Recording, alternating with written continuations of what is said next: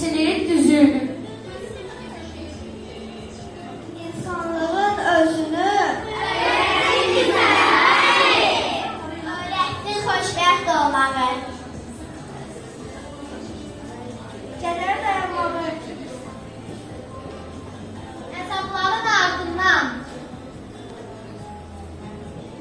həyatı tutulmaq.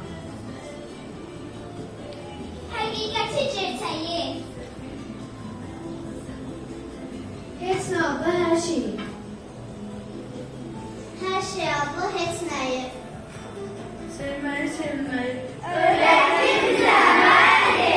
Beyaz rəng sevməyi. Bəzən səssiz getməyi. Bəzən səssiz gəlməyi.